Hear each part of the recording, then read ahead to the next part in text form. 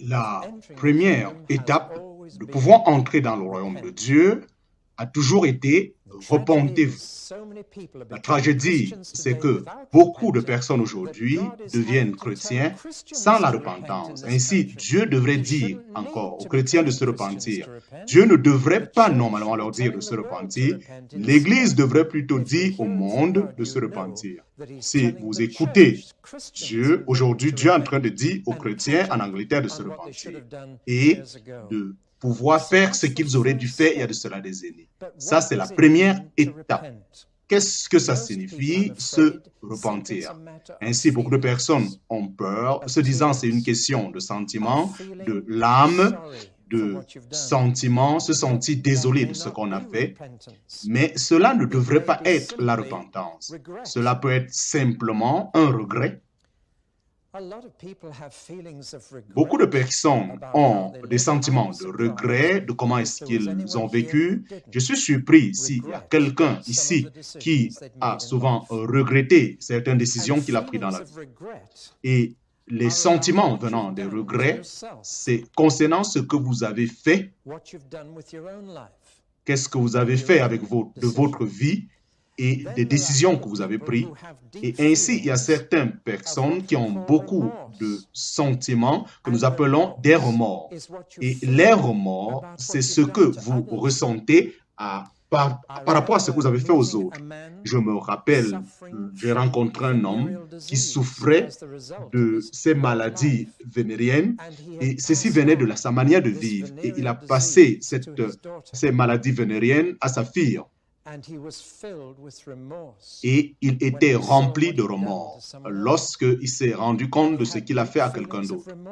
Et il avait des sentiments de remords par rapport à cela. Et je vais vous surprendre, ceci n'est pas la repentance. La repentance, elle a ce futur unique. La repentance, c'est ce que tu découvres que tu as fait envers Dieu. Et vous voyez la grande différence avec le regret et les remords, c'est réaliser que c'est Dieu que j'ai offensé le plus. Nous avons l'exemple du fils prodigue qui a réalisé que ce n'est pas son père qui l'a quitté. Il dit, Père, j'ai péché contre toi et contre le ciel. Et lorsque la dimension du ciel arrive et que vous réalisez que c'est Dieu que vous avez beaucoup plus offensé, et vous réalisez que c'est la loi de Dieu que vous avez brisée, que c'est la loi de Dieu que vous avez refusée, que c'est la colère de Dieu que vous avez provoquée, c'est le jugement de Dieu que vous méritez, c'est la miséricorde de Dieu. Lorsque la dimension de Dieu entre, cela devient ce que Paul appelle la tristesse qui vient de Dieu et qui conduit à la repentance. Le regret et les remords ne conduisent pas nécessairement à la repentance. Caïn a regretté amèrement ce qu'il a fait à Abel, mais il ne s'est jamais repenti de ça. Jamais il n'a mis les choses en ordre. Jamais il n'a confessé. Il a juste regretté la punition qu'il était en train de recevoir. Et vraiment, c'est une simple introduction. J'aimerais maintenant vous dire que la repentance implique trois choses. Ainsi, nous pouvons voir là la repentance et dans le Nouveau Testament, la repentance, elle traverse ou elle passe par trois étapes qui sont très simples. La parole, les œuvres, ainsi la repentance. Elle prend du temps. Et le trouble, c'est que lorsque vous essayez de conduire quelqu'un à Christ en 5 minutes à la fin d'une réunion, pendant qu'on l'attend dehors, vous ne pouvez pas le conduire au travers de la repentance de manière claire. Ainsi, nous les conduisons juste à parler d'une prière de pécheur. Seigneur Jésus, je suis désolé de mes péchés, je t'invite dans ma vie, Amen. Ça, ce n'est pas la repentance. En fait, je doute si vous pouviez vous repentir vraiment clairement. Vous savez, la confession générale qui est utilisée à l'église anglicane chaque dimanche, je n'ai pas dû faire ce que j'aurais dû, j'ai fait ceci que je n'aurais pas dû et il n'y a rien de bon en moi. Vraiment, tout moi qui suis un pécheur misérable et vraiment cela produit une congrégation misérable. Nous devions plutôt être des pécheurs joyeux à cause de Christ. Mais une confession générale, lorsque je l'écoute, moi et ma femme autrefois était j'étais à l'église anglicane, dans un de nos villages, j'ai observé une congrégation où ils confessaient leurs péchés et je leur ai dit, est-ce que tu penses à tout ce que tu as fait ou à tout ce que tu n'as pas fait? Ou tu es juste ensemble de signer un chèque blanc? Et il a dit, je vais vous montrer que la repentance est une repentance par rapport à un péché particulier. Vous ne pouvez pas vous repenter des péchés, de tous vos péchés en général. On peut se repentir de ceci, de cela et de l'autre. Et ceci implique ces trois étapes. Premièrement, elle implique premièrement changer votre pensée concernant une chose particulière et pensez la façon de Dieu. Lorsque vous le faites, vous venez à deux conclusions. Premièrement, Dieu est la personne la meilleure que je ne pensais pas. Deuxièmement, je suis la personne la plus pire qui existe. Ainsi, c'est l'autre aspect. Lorsque les incroyants pensent à propos de Dieu, ils se disent, Dieu n'est pas juste et moi je suis juste. Et qu'il est plus meilleur que Dieu. Avez-vous noté cela? La plupart des personnes qui disent, pourquoi Dieu fait ceci? Pourquoi Dieu a permis ça? Pourquoi? Ils sont en train de dire, moi je connais mieux que Dieu. Et si j'étais celui-là qui dirigeait l'univers, je ferais mieux que lui. C'est ce qu'ils sont en train de dire. Et ils sont en train de s'établir eux-mêmes comme une personne plus meilleure que Dieu. Ainsi, ils sont en train de dire, Dieu fait des erreurs. Il est en train de traiter les personnes comme ça ne devrait pas. Ainsi, je suis une meilleure personne. Lorsque vous vous repentez, vos pensées automatiquement doivent changer. Et lorsque vous découvrez la pureté, la sainteté de Dieu, vous commencez à réaliser combien vous êtes inutile. Et à ce moment, vous commencez à devenir tout petit. Et plus vous voyez Dieu grand, plus vous voyez tout petit. Ainsi, la repentance, c'est changer votre pensée. Le mot grec métanoia, méta, changer après, noia, la pensée. Ainsi, pensez d'une manière différente de la manière que vous êtes vécu. Ainsi, ça commence quand vous changez votre pensée, lorsque vous pensez selon les voies de Dieu et que vous réalisez que ce n'est pas simplement vos mauvaises œuvres qui sont mauvaises, mais que vous commencez à découvrir que vos bonnes œuvres sont une grande offense envers Dieu. Et ceci vient comme un grand choc lorsque les gens réalisent que la meilleure chose qu'ils puissent faire n'est pas agréable à Dieu. Et ainsi, leur justice, ils doivent se repentir de cette justice aussi. Ainsi, leurs bonnes œuvres et aussi leurs mauvaises œuvres doivent être mis de côté. Quelle révolution ceci peut être. La plupart des personnes pensent que la repentance, c'est gérer seulement les mauvaises choses. Mais dans la Bible, elle couvre les bonnes choses. Que je vais vous donner deux textes qui expliquent clairement cela. Mais la Bible est un livre très clair à propos et elle a présentement présenté les choses. Mais dans la langue hébreu, c'est quelque chose. Ésaïe dit ceci, et j'aimerais que vous le compreniez. Ésaïe déclare, notre justice est comme un vêtement souillé. Quelque chose de très souillé, dit-il. C'est comme ça que vous deviez ressentir envers votre justice lorsque vous êtes en face de Dieu. Paul a dit dans le livre de Philippiens chapitre 3, lorsque je considère les commandements que j'ai gardés, non pas ceux que j'ai brisés, et je vous assure, il en a gardé 9 des 10. Il dit, quand je considère ceux que j'ai gardés, je les compte comme étant inutiles. Je me rends compte que je suis comme un petit enfant qui a vidé tout ce qu'il avait et qui dit, qu'est-ce que j'ai même fait? Et il l'utilise pour pouvoir présenter la manière dont nous, les hommes, nous gérons. Et voilà la Bible. En d'autres manières, vous réalisez que votre justice, elle, est très loin de la justice de Dieu. Et vous laissez toutes choses derrière vous et vous ne tenez plus rien afin de suivre Christ. Voilà ce que nous appelons en venir à cette vérité. J'aime cette histoire concernant un ancien prédicateur dans un champ d'esclaves, loin là-bas aux États-Unis. Il prêchait sur le fils. Il a pris son chapeau, il l'a jeté. Il a pris son vêtement, il l'a jeté. Il a pris sa veste, il l'a jeté. Et subitement, il a dit, frère, il vient vers Christ seul. Et voilà la réalité. Pour venir vers Christ, c'est se débarrasser de tout ce qui vous couvre et d'aller vers la vraie vérité, vers la vérité pour découvrir vos conditions. Ainsi, plus vous allez vers Dieu, plus vous découvrez. Plus vous découvrez combien Dieu est bon, combien vous réalisez vous êtes mauvais. Et réaliser cela, penser de cette façon, c'est la plus meilleure étape, mais ce n'est pas la fin, la repentance. La deuxième étape, c'est ce mot-là de repentance qui signifie, premièrement, la confession des péchés. Ainsi, les protestants, réagissant à la confession des catholiques, ont négligé la confession. Mais si vous allez vers Jean-Baptiste et vous lui demandez le baptême, il vous dira, avant que tu n'entres dans les eaux, tu dois présenter une confession publique. Et ils insistent dans ce sens. Vous voyez combien de fois dans le Nouveau Testament, il est dit « confessez vos péchés les uns aux autres ». Vous savez, moi, je trouve pendant que je suis en train de conseiller quelqu'un qui va jusqu'à nommer les péchés. Et ces deux merveilleuses choses envers eux, premièrement, cela les aide de pouvoir être responsables de manière spécifique. Quelqu'un vient me dire, je vais être chrétien, je dis, tu veux que tes péchés soient pardonnés? Oui. Tu veux être sauvé de tes péchés? Oui. Et alors, dis-moi, quel est le péché pour lequel tu veux être sauvé? Et je me rends compte que voilà comment la repentance commence. Et si possible, si on peut les nommer, cela est très important. Mon cœur est toujours en train d'être vraiment très intéressé quand quelqu'un dit « je n'ai jamais dit ce que je vais te dire à quelqu'un d'autre ». Je dis « ah, là, l'Esprit de Dieu œuvre ». Vraiment, cela en train, toute chose vient à la lumière. Même juste le dire, vraiment, cela accomplit quelque chose envers la personne. Et c'est spécifique.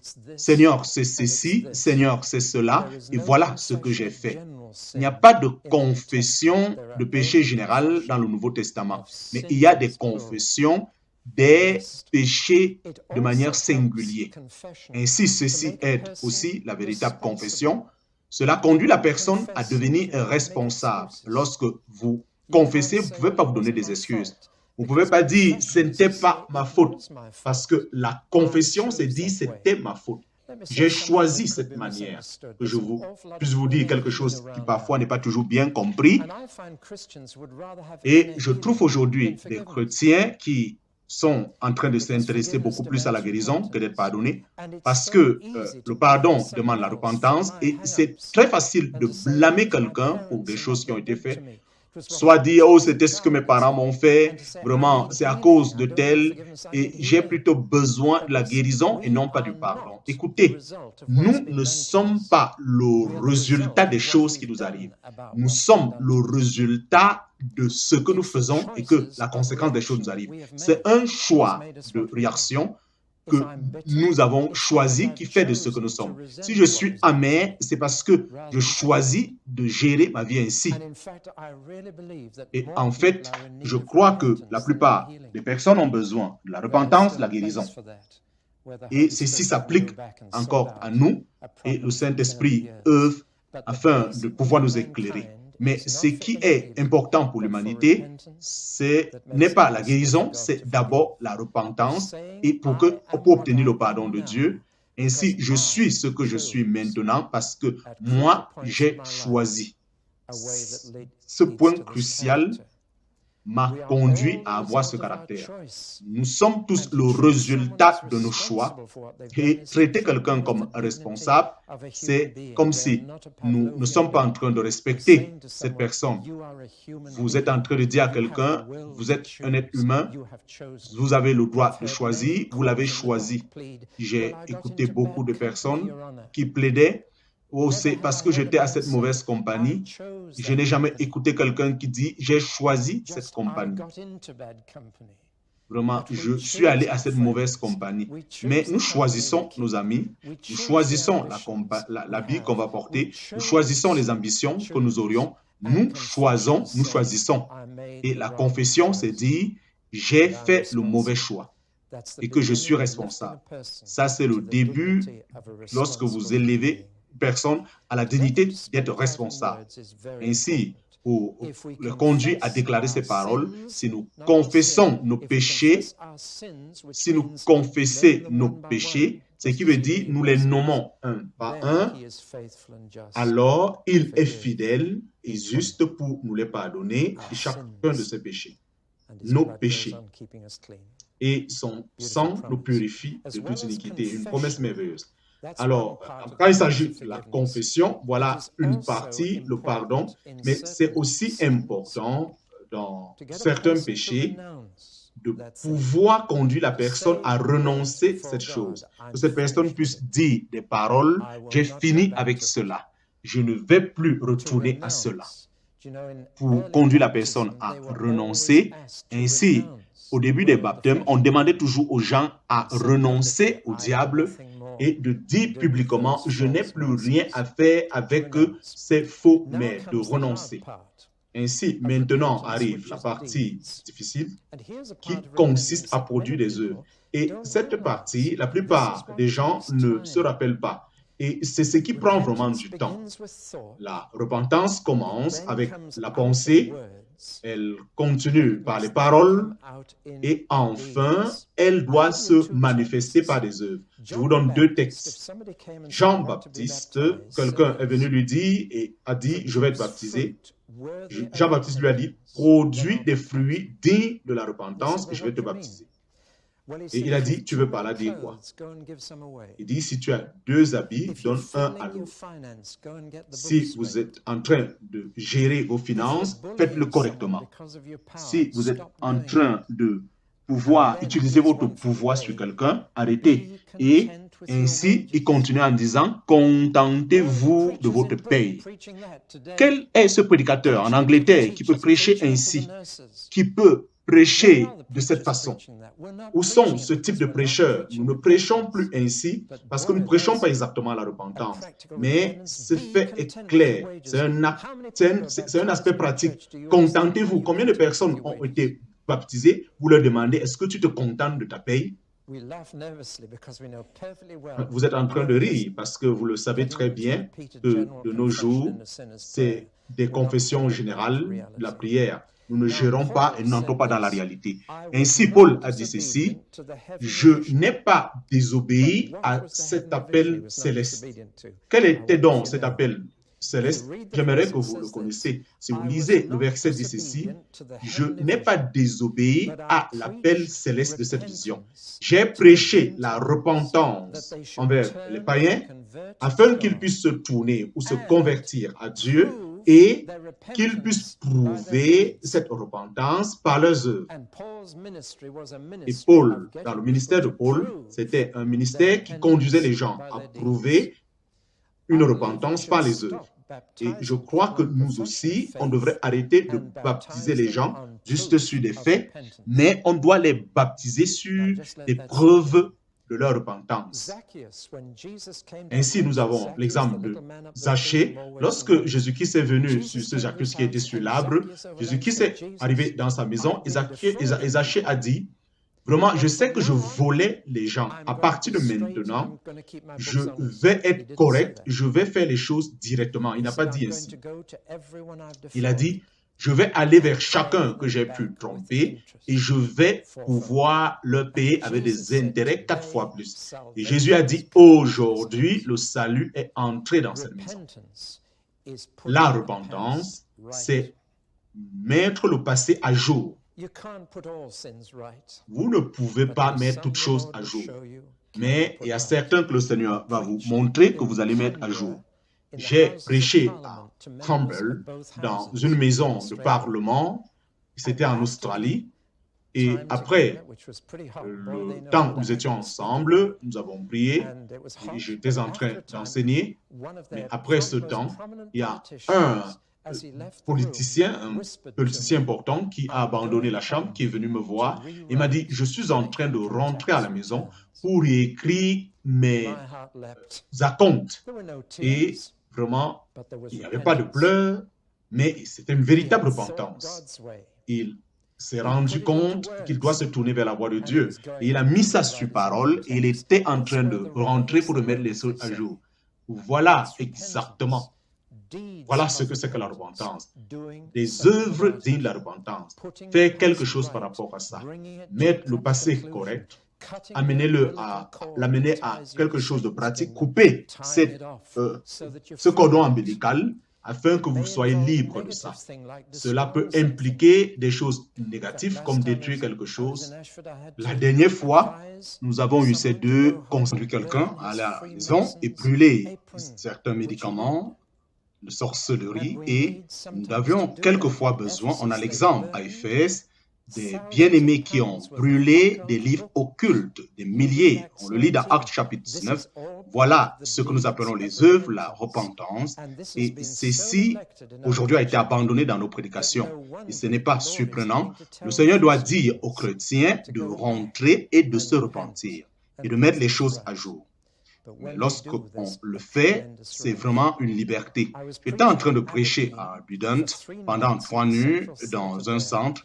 Et après, la deuxième nuit, il y a une sœur qui est venue, une femme qui est venue me voir, elle pleurait, elle bougeait. Elle dit, mais monsieur Paulson, vous êtes en train de me frustrer. Elle dit, je veux être un chrétien. J'ai essayé d'être un chrétien. Je suis allé vers chaque évangéliste pendant presque 18 mois et cette croisade. Et rien n'a changé, rien ne se passe. Et j'ai été conseillé, rien ne s'est passé. Et j'ai commencé à douter si cette chrétienté est vraie. Et comment vous gérez ce genre de personnes? Je dis, tu vis avec qui? Elle dit, mais je vis avec un jeune homme. Je dis, est-ce que tu es marié à lui? Est-ce que vous vivez comme si vous étiez marié? Elle dit oui. Je dis, pourquoi est-ce que tu ne te maries pas? Elle dit, mais c'est juste des papiers. Tant que nous nous aimons, c'est tout ce qui compte. J'ai dit, voilà, en fait, une décision très difficile que tu devrais faire, mais moi, je ne peux pas prendre cette décision à ta place. Tu devais décider avec quel homme tu dois vivre. Et cet homme ou Jésus-Christ. Et si elle s'est vraiment fâchée quand elle a écouté ça, elle a dit, ah, donc tu me demandes de faire ça. Elle dit, tu as dit, tu ne savais pas comment gérer. Et j'ai dit, Jésus-Christ ne peut pas accepter un tel arrangement. Vous deviez vous décider. Et c'était une histoire, la prédication, quelqu'un devrait se mettre à genoux, confesser, mais ce n'est pas une histoire de prédication, c'est très vrai. Elle a quitté la salle et elle est partie. Et j'ai vu cette fille encore et encore. Et je sais comment Jésus-Christ a géré lorsque cet homme riche ne voulait pas donner son argent. Vous savez d'où était le problème? Chaque personne qui ont conseillé cette fille lui ont seulement dit de croire en Jésus-Christ. Ils n'ont pas commencé en lui disant « repens-toi d'abord ».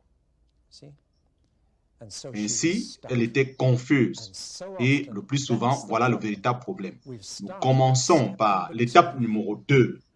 Et Jésus et Jean-Baptiste et Pierre, le jour de la Pentecôte, ont tous commencé par le mot « repentez-vous ». Ainsi, le niveau très pratique pour conduire quelqu'un à la repentance, vous deviez l'aider à faire 3 choses. La première chose, vous devrez l'aider à faire, c'est d'être sérieux. Parce que la repentance, c'est une affaire très sérieuse. Elle ne peut pas être gérée de manière très légère, et j'insiste. Ou comment est-ce que vous devez, comme le mariage, vous ne pouvez pas prendre ça à la légère. Et vous le savez très bien. Comment est-ce que nous conduisons quelqu'un à être sérieux? Pour moi, je doute si les personnes sont sérieuses et s'il y a quelque chose comme de la peur qui est dans une relation. La crainte du Seigneur, c'est le commencement de la sagesse. Et nous devions conduire les personnes dans une crainte sainte, qu'ils soient sérieux. Et je pense que vous pouviez le faire en amenant la personne à pointer comment est-ce qu'ils ont vécu de manière très claire. Et la parole que je trouve qui aide beaucoup les gens, c'est ce mot « périr ». Est-ce que tu réalises ce que signifie périr? Parce que ce mot en anglais signifie exactement la même chose que le grec. Si vous deviez périr, qu'est-ce que vous allez gérer? Comment vous allez gérer? Ainsi, levez la main, ceux qui pensent que c'est correct, et ceux qui ne pensent pas que c'est le cas, Et ceux qui n'aiment pas lever la main, levez aussi. Ainsi, c'est quelque chose d'important. Ça ressemble à ça, n'est-ce pas? Et cela peut ne pas être écouté. Lorsque quelqu'un périt ou est fatigué, cela ne peut pas être utilisé pour le but pour lequel cette personne a été. Cela ressemble à quoi? Cela, vous pouvez ressentir cela, mais cela ne peut pas être utilisé. Une personne qui est en train de périr, il peut ressembler à un être humain, penser comme un être humain, mais ne peut pas être utilisé comme un être humain. Ce que vous faites avec ce qui périt, vous jetez simplement cela, ou vous le brûlez dans l'incinérateur. Ainsi, l'enfer, c'est l'incinérateur de Dieu pour ceux qui périssent. Ainsi, ils ne veulent plus être des personnes, ils ne veulent plus être, ils ne peuvent plus être utilisés par Dieu. Je pense que c'est une destinée terrible qu'un homme peut avoir. Devenir quelqu'un d'inutile que Dieu ne peut plus utiliser et vivre pour vous-même, c'est la destruction. Mais de savoir que vous devenez une personne envers Dieu et envers tout le monde qu'on ne peut plus utiliser, combien terrible périr de signifier. Ainsi, Dieu nous aime tellement qu'il ne veut pas qu'on puisse périr. Ainsi, l'enfer, c'est cet endroit où les gens ne peuvent plus être utiles pour eux-mêmes ou pour les autres et vous passez toute votre existence avec des gens qui ne sont pas utiles pour vous et même pour Dieu. Et je me dis combien ça doit être terrible, cet endroit. Ainsi, c'est la finalité de ceux qui vivent sans Dieu. Ainsi, la peur de devenir nous conduit à cet état de choses. Jésus-Christ, vous savez, a dit quelque chose concernant l'armement nucléaire. Il dit, ne tuez pas ceux qui peuvent tuer le corps. N'ayez pas peur de ceux qui tuent le cœur, mais ayez peur de celui qui peut détruire l'âme, le corps et l'esprit en enfer. Ainsi, le deuxième aspect que nous devions faire pour des personnes, pour les aider à se repentir, c'est de les aider à être spécifiques, de confesser leurs péchés individuels, de les nommer, de pouvoir les nommer. Ainsi, quel est le péché pour lequel tu veux être sauvé? Posez cette question. Nous devions commencer par quel péché? Et c'est très facile pour la personne de dire « je suis pécheur », c'est très facile. Nous péchons tous, moi aussi je suis pécheur. Alors, dans quel aspect as-tu péché? Nous devions aider les gens à être spécifiques. Comment on peut le faire? Il y a trois manières.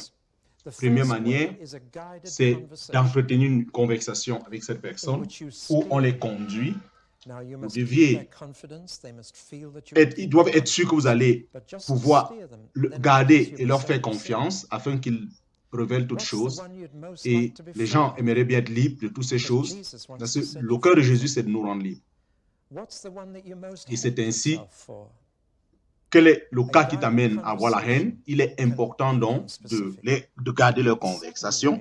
Ainsi, le deuxième aspect, c'est de les aider en donnant une certaine liste qui présente des détails. Un de mes frères présente des listes qui parlent des différents aspects de la mauvaise vie et il se dit, est-ce que toutes ces choses occultes, tu as été engagé, ces habitudes perverties, et ainsi la personne peut regarder et de manière pratique, il peut citer. Ainsi, le Nouveau Testament nous parle au moins de 13 listes et dans ces listes, nous avons près de 100 péchés que Dieu considère comme étant le péché. Et quelquefois, il y a des listes, il y a des détails qui nous présentent. Ainsi, la troisième façon, ceci est une façon qui est disponible et que le Saint-Esprit œuvre, c'est une révélation immédiate. Quelquefois, j'ai souvent demandé au Saint-Esprit de montrer à la personne que je suis en train de conseiller quel est le véritable problème, quelle est la source. Et quelquefois, je demande à la personne aussi, au Saint-Esprit de me montrer quel est son problème. Et de manière surprenante, mais le Saint-Esprit, il prend toujours plaisir à révéler le véritable problème. Je vous donne une illustration. Je me suis rendu compte que devant tout homme homosexuel que j'ai conseillé, il y a une triste histoire d'une père et d'une mère qui ont changé de rôle. Ainsi, la maman est devenue l'autorité dominante et le père est devenu comme la femme. Et voilà comment la plupart des homosexuels sont produits et qu'il y a beaucoup de confusion. Et c'est les enfants qui souffrent de cette confusion. Et j'étais en train de conseiller un jeune qui fréquentait un chrétien, mais il était piégé dans cette tentation dont je suis en train de vous parler. Et je lui ai demandé à quel moment cela a commencé. Il m'a dit à l'école. Il dit à l'école il y a beaucoup de choses. Mais je lui ai dit non, le Saint-Esprit est en train de me parler. Cela a commencé avant ce que tu penses. Il m'a dit, je ne peux pas me rappeler exactement. Mais je lui ai dit, le Saint-Esprit est en train de me dire, ainsi, parle-moi un peu de tes parents. Ainsi, un cas triste d'un parent avec 4 enfants et les partenaires ont été changés. Et il était donc le produit la troisième femme. Et au lieu que l'homme prenne l'autorité, c'est la femme qui dominait. Et le résultat, c'était que lorsqu'il veut être conforté, il va au lit avec son père, ce garçon, et non pas sa mère. Ainsi, il ne se rendait pas compte que toute l'affection du père tombait sur le fils. Ainsi, tout a pu émerger. Ainsi, c'était nécessaire que le Saint-Esprit puisse le révéler afin que nous puissions expérimenter ce travail de Dieu. Ainsi, voici les 3 façons de pouvoir gérer, entretenir une conversation, une liste détaillée et la révélation du Saint-Esprit. Et finalement, et ceci, je peux le dire en 1 minute, être sensible. Et ceci est nécessaire de 2 façons. Premièrement, être sensible et éviter les émotions. Quelquefois, des personnes ont des sentiments exagérés de culpabilité, des sentiments comme un exemple, des hommes qui se sentent plus coupables de la masturbation, qui n'est même pas cité dans la Bible, que le meurtre. Ainsi, nous devions les aider à ne pas trop suivre les émotions ou ce qu'ils ressentent. Et de manière psychologique, ces œuvres-là, c'est différent. Ces œuvres morales, Jésus-Christ n'attaque que ce qui est moral. Non pas ce que nous ressentons, mais de quoi est-ce que nous sentons coupables. Et l'autre manière où ils doivent être sensibles, c'est que dans l'action, la repentance, vous ne pouvez pas, vous deviez mettre toutes choses correctes et être sensible sur la réalité. Un de mes frères est allé à la police et a confessé un crime qu'il a commis. Et ainsi, on lui a donné une sentence de 2 mois et il est allé en prison, il a prêché l'évangile, les prisonniers l'ont appelé un pasteur et quand il est sorti, il a encore confessé un autre crime, est rentré en prison et a prêché l'évangile et de manière arrogante, il me disait, je suis le seul évangéliste qui est soutenu par la reine Élisabeth. Ceci, c'était dans une manière très amusante. Nous devions ainsi aider les gens à être sensibles sur ce qui doit être mis correctement et ce qui n'est pas. Ainsi, nous les aidons à se repentir. Prochain enseignement.